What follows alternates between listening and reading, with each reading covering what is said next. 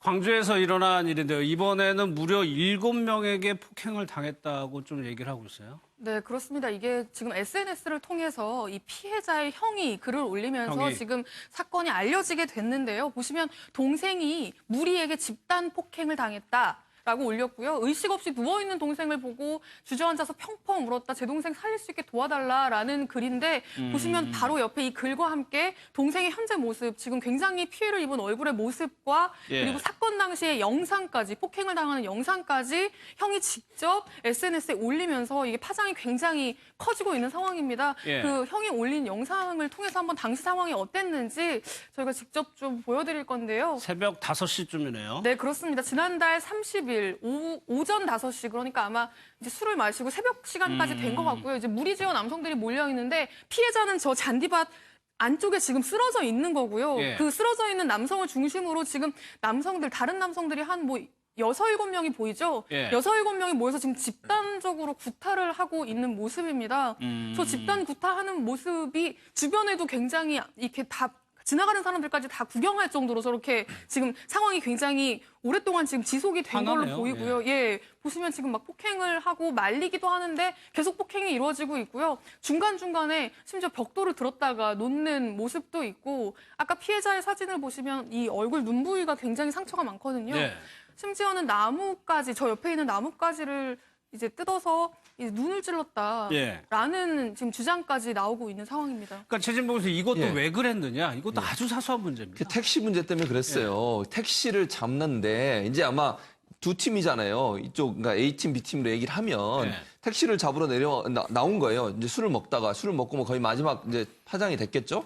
그리고 이제 먼저 이제 피해자 쪽에서 택시를 잡았나 봐요. 그래서 타려고 하니까 옆에서 이제 자기들이 먼저 잡았다 이러면 시비가 붙게 된 거예요. 그러니까 일행 중에 두 팀 다 여성이 있었어요. 여성을 먼저 택시에 태워서 들여보내려고 서로 한 대의 택시를 가지고 내가 먼저 잡았다, 네가 먼저 잡았다 가지고 시비가 붙은 거예요.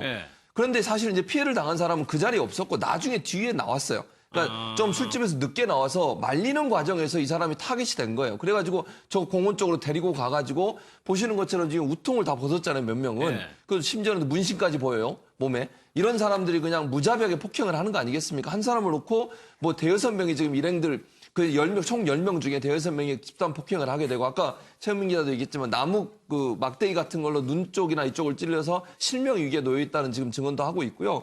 형은 뭐라고 얘기냐면 동생이 지금 대소변도 못 가릴 정도로 엄청난 피해를 당한 상태다. 그리고 이거는 그냥 뭐 지금 3명만 입건되고 구속된 상태거든요. 나머지 조사가 지금 진행되고 있는 상황이에요. 그러니까 이제 피해자 입장에서는 이렇게 많은 사람이 함께 지금 그 집단으로 폭행한 상황인데 왜 3명만 처벌하려고 하느냐.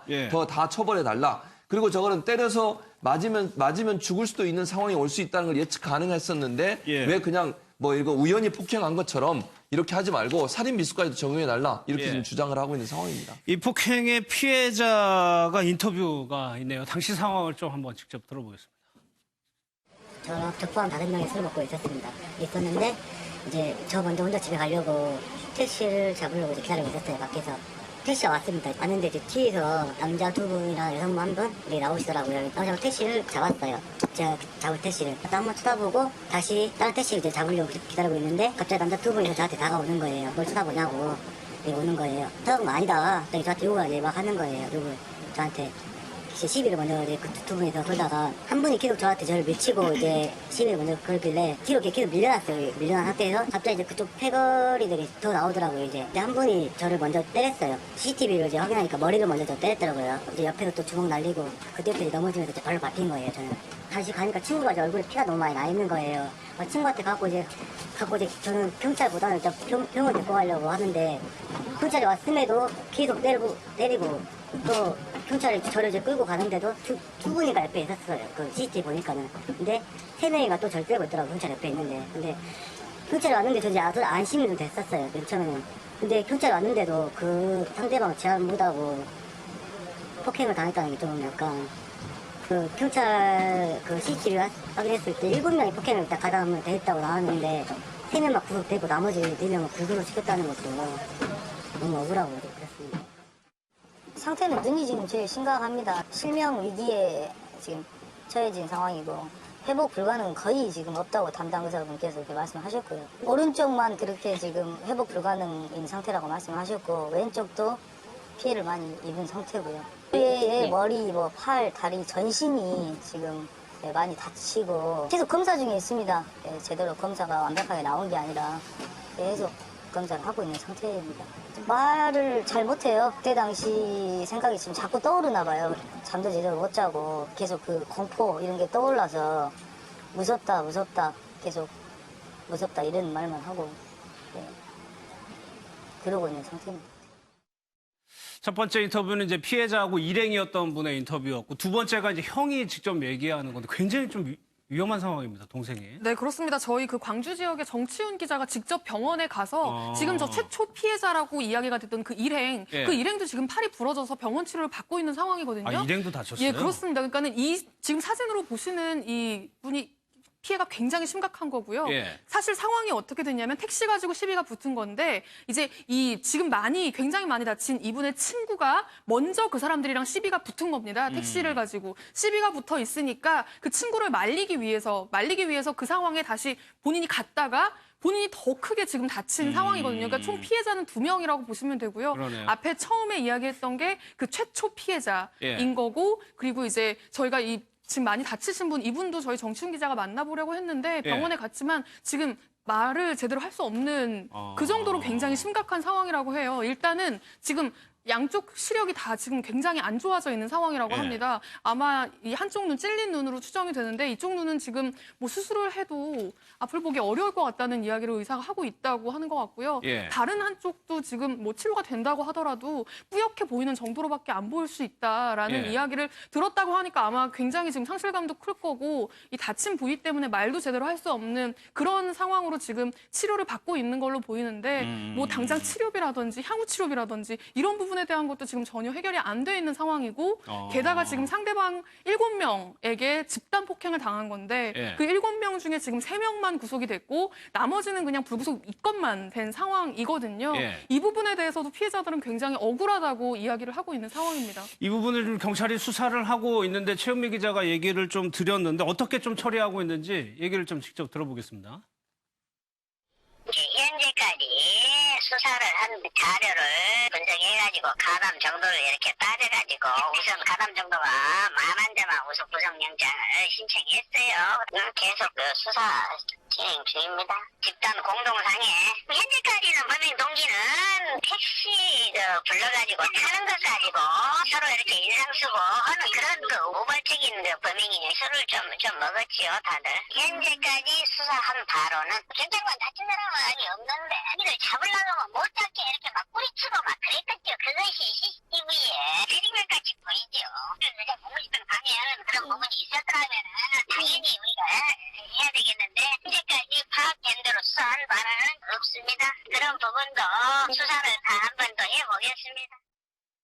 지금 경찰도 뭐 수사를 하고 있는데 지금 아까 그 피해자가 이의를 제기한 왜 3명만 구속이 됐느냐. 가담 정도에 따라서 그랬다고 그랬거든요. 네, 경찰도 이런 뭐 특수 공동상해로 지금 입건을 한 상태라고 하면서 구속 수사에 대한 원칙적인 아마 기준을 좀 본 것으로 보이는데요. 이 7명이 집단으로 폭행했다라고 하는데 CCTV 영상에서 좀 확인을 할 수 있듯이 적극적으로 가담해서 폭행을 한 사람들도 있고 또 주변에서 뭐 폭행에 소극적으로 좀 가담한 그런 사람들이 있기 때문에 7명을 모두 다 똑같은 혐의로 해가지고 똑같은 책임이 있다고 해가지고 구속을 하기에는 좀 어렵다고 본 것 같고요. CCTV 영상에서 보듯이 상체를 완전하게 드러내면서 적극적으로 굉장히 오랜 지속적인 폭력을 행사하고 또 심지어는 주변에 있던 벽돌이라든가 위험한 물건까지 사용을 해서 폭행의 가담 정도가 조금 강한 그런 사람에 대해서는 지금 현재 구속영장을 청구해야 된다라고 해서 지금 평가를 한 것으로 보이고요.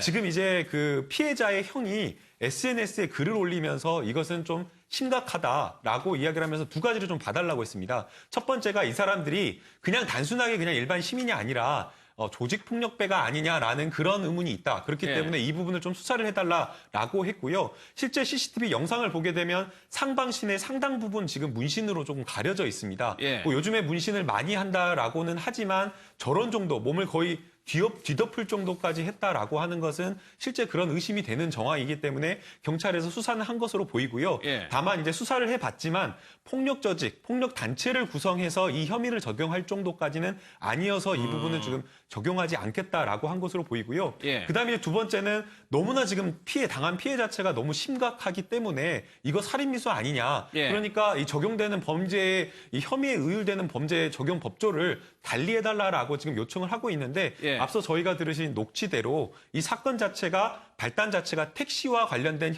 그 사건으로 해가지고 우발적으로 지금 발생된 상황이기 때문에 예. 이 살인미수까지는 지금 볼 수 없다라고 지금 보고 있는 것 같습니다. 지금 경찰은 아까 집단 공동상해를 얘기했거든요. 이게 처벌이 큽니까? 아닐 것 같은데요. 지금 피해자 측에서는 뭐 살인미수로 네. 적용해야 된다라고 주장하고 있습니다만 그렇게 될 가능성은 높지 않고요. 네. 다만 단순한 폭행이 아니라 상해의 고의는 있다고 지금 판단하고 있습니다. 그리고 또 단순한 상해가 아니라 이게 여러 명이 그 단체 또는 다중의 어떤 그 위력을 보이면서 했을 경우에는 이제 특수 상해죄가 될 수 있어요. 그리고 또 폭처법이라고 하죠. 이제 폭력행위 등 처벌에 관한 법률에 따르면 뭐 집단적인 폭행이나 상해 등등을 가중처벌하는 규정도 있는데 예. 사실 이게 특수 상해와 좀 겹치는 부분이 있기 때문에 중복이다라고 해서 이제 2016년에 헌법재판소에서 이게 헌법에 합치지 않는다라는 결정을 받은 바가 있습니다. 예. 따라서 지금 현재 말하는 그 폭처법에서 말하는 그 집단적 폭행 행위, 집단적 상해의 그 가중처벌은 2회 이상 징역형을 받았고 그런데도 이번에 다시 범죄를 저질렀을 경우에 그 적용할 수 있는 것이거든요. 따라서 구체적으로 그 개인마다 어떠한 상황인지 어떤 행위 했는지를 잘 따져봐야겠습니다만 예. 아마도 그 7명이 한꺼번에 같이 범행을 했다 하더라도 적용되는 법조가 달라질 수도 있습니다. 예. 그리고 또 저 정도의 폭력 행위를 했다는 걸 볼 때 전과가 있을 수도 있고 또 아니면은 기타 다른 범죄로 인해서 지금 현재 집행유예 기간일 수도 있고 예. 그렇지 않더라도 뭐 누범 가중 처벌되는 기간일 수도 있습니다. 아니면 보호관찰법 위반 가능성도 있고 그렇기 때문에 굉장히 다양한 그런 가능성을 열어두고 경찰이 철저히 수사할 것으로 보입니다. 마지막으로요. 아까 그 보면 피해자도 얘기했는데 경찰이 출동을 했단 말이에요. 그런데 경찰이 제대로 진압을 못하면서 더 얻어맞았다라고 주장을 하고 있거든요. 네, 그러니까 좀 소극적으로 대처한 게 아니냐. 지금 네. 저 영상이 퍼져나가면서 영상을 본 네티즌들도 그런 이야기를 지금 굉장히 많이 하고 있습니다. 경찰이 초기 대응이 좀 미숙했던 거 아니냐. 경찰이 왔는데도 지금 폭행이 끝나지 않고 계속되고 오히려 경찰에게 뭐 팔을 휘두르는 것 같은 어떤 좀 위협하는 모습도 그런 보이고요. 모습들도 지금 보여지거든요. 아까 피해자도 이야기했지만 경찰이 와서 안심이 됐고 이 상황이 끝날 줄 알았는데 그게 아니라 경찰이 왔는데도 그 상황이 계속됐다. 그 부분에 대해서 조금 이제 아쉬운 어떤 기색도 내비쳤는데 이제 경찰의 이야기는 당시 상황이 쌍방폭행으로 볼 만한 상황이었기 때문에 예. 그러니까 뭔가 누군가가 일방적으로 폭행을 당한다기보다는 전체적으로 봤을 때 한쪽은 7명, 한쪽은 3명 이렇게 예. 쌍방폭행이 일어나고 있는 상황으로 보였고 경찰이 당시 현장을 판단했을 때는 그 예. 이전 상황은 모르니까요. 그리고 누구와 어느 정도로 얼마나 다쳤는지 경찰이 도착했을 땐 몰랐으니까 그 쌍방폭행으로 보일 만한 상황이었고 예. 그리고 이제 그런 상황에 맞게 자신들은 이제 대응을 했다는 게 이제 경찰의 이야기입니다. 그러니까 이제 영상에서 쌍방이든 일방이든 폭행은 많이 아니 근데 먹어야죠. 이게 SNS상의 영상이 지금 올라왔고요. 예. 거기에 많은 의견들 댓글이 달렸는데 경찰이 왜 이렇게 소극적으로 대응했냐라는 비판이 되게 많았습니다. 예. 지금 저희가 보는 영상만 보더라도 상반신을 탈의해가지고 폭행을 한 그 영상 지금 그 혐의자가 나오는데 이 혐의자 지금 나오시는 저 혐의자에 대해서 경찰이 뒷걸음치면서 약간 더 오히려 물러서는 모습을 보입니다. 그러니까 왜 도대체 저 현장에서 나와서 지금 저 모습인데요. 오히려 지금 경찰이 오히려 지금 뒷걸음치고 있는 겁니다. 예. 지금 저 영상을 보고 많은 사람들이 아니 저 상황에서 오히려 저 사람을 적극적으로 다가가서 제압하고 그런 모습을 보였어야 하는데 왜 경찰이 저런 소극적인 알겠습니다. 태도를 보였느냐라고 해서 조금 문제 삼고 있는 것 마무리. 같습니다. 예. 그 지금 뭐 그런 논란이 있어서 그 부분에 예. 대해서도 경찰에게 물어봤는데 뭐 앞서 들으셨지만 일단 뭐 경찰 중에 다친 사람이 있는 건 아니고 공무 집행방해로 볼 만한 여지가 있으면 수사를 하겠는데 아직까지 그런 없었다. 혐의가 발견되진 않았다. 그게 이제 경찰의 입장입니다. 알겠습니다.